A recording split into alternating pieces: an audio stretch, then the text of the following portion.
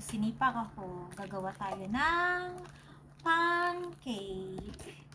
At samahan nyo ako guys, magawa ng pancake. So, ito nga po no, 400 grams of cake flour ng 3 egg.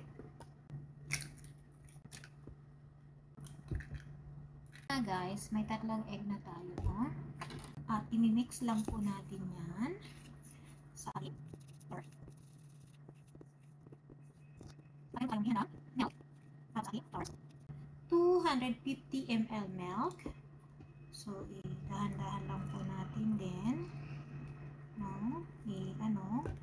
Mix up. Guys, mix up lang po natin ang dahan-dahan yung ating cake flour.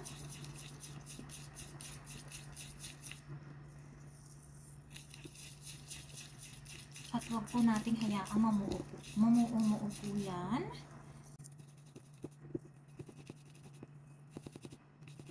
So, yan guys, ang ating cake flour, ang ating pancake mo.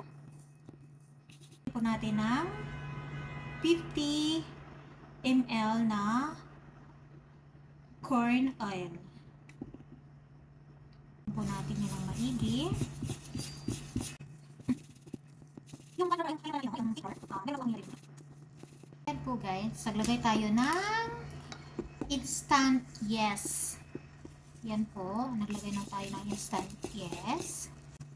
Para po yan kung ano yung mabuhos po yung ating pancake. Lagyan na po natin yan, ganyan, maigi. Lagyan po ng vanilla essence. Pampababango ng ating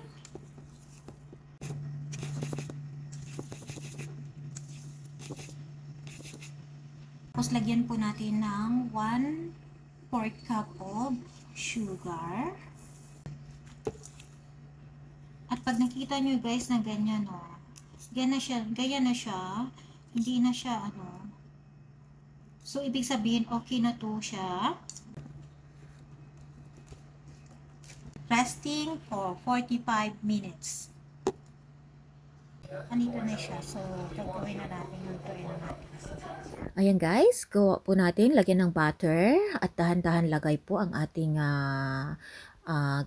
ginawa na. And then, ganyan lang po siya guys.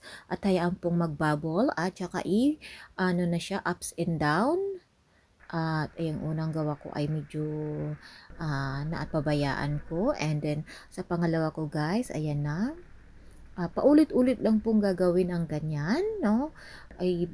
Siya, up and down, upside down, and then, ayan na guys, dumadami na yung gawa ko dyan. At ayan, malapit na ako matapos guys. At ayan, with coffee po, nilagyan ko po on top ng honey, at saka butter, at saka with coffee guys. Napakasarap po yan. Thank you for watching.